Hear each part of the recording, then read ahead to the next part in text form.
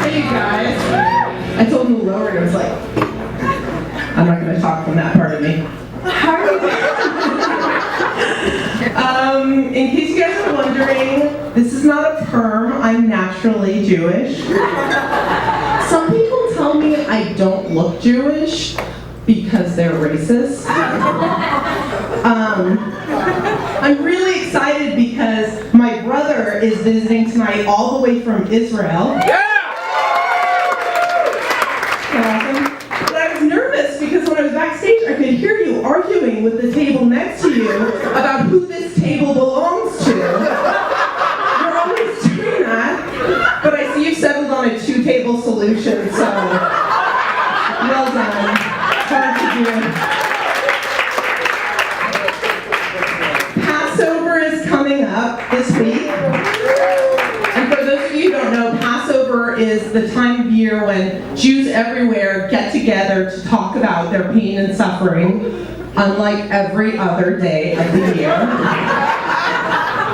And the 10 plagues always play a big part of Passover. Of course, we don't refer to them as the 10 plagues. We just call them our dear, dear friends and family. My sister is also visiting tonight from another kind of scary place, Sacramento.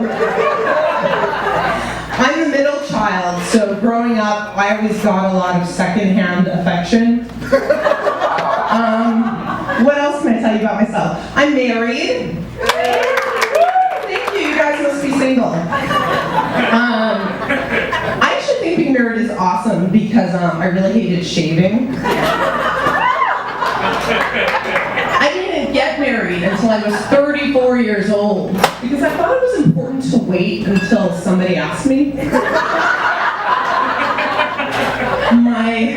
My husband and I met through this really popular new dating website, MySpace.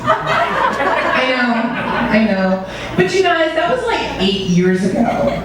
These days I think about MySpace the same way I think about my vagina. You know, it used to be this fun, exciting way to meet new people. And now it's just this old, forgotten thing that no one even uses anymore. I know my brother was glad he was in the front row for that.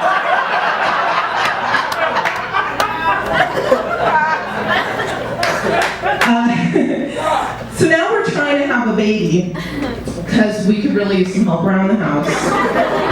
And I actually started taking something to help me get pregnant. What was it? Vodka? It's helping. We're having more sex. I mean, I'm sleeping through most of it. And I just took a pregnancy test, mostly because I like peeing on things. It was negative. Don't you guys think it's weird that we call it a negative result? I mean, doesn't it kind of depend what you were going for?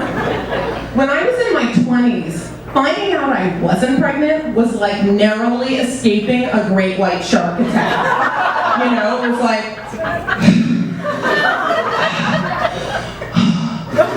oh my God.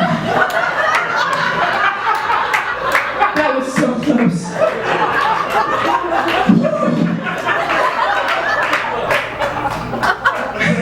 But now that I want to be pregnant, I feel like I could swim right up to the shark with like a bleeding limb, and the shark would just be like, I'm good. You know, I already ate late lunch. And the whole plus minus thing with pregnancy tests makes me feel way too much like I'm being graded.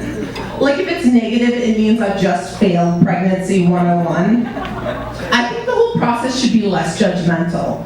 Like if you're pregnant, you get a picture of a little baby. Not pregnant, you get a picture of a little martini. Either way you win. I've been running a lot the last few years. Not to lose weight, I'm just really paranoid. And I just feel better when I'm wearing my running long clothes because they're my favorite pajamas. But I'm proud to say that as of 2 weeks ago, I have completed 6 LA marathons.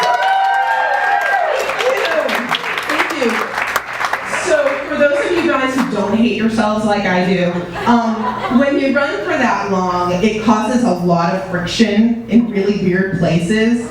So at this point, I pretty much have no nipples left. I'm just smooth, like Barbie, but not as firm and lower. The friction's good though, because if I get lost, I can just send out a smoke signal. Sorry about that. And at the end of the marathon, they always give you a medal, which is nice because they're really pretty. But it's a medal. It's heavy. I just run 26.2 miles. The last thing I want right now is luggage. I had to limp back to the car with this heavy gold thing around my neck. I just look like a really exhausted Mr. T. And as a chubby runner, there's always got to be that one guy on the sidelines who's got to give you that condescending fat girl clap. You know? He's like, good for you!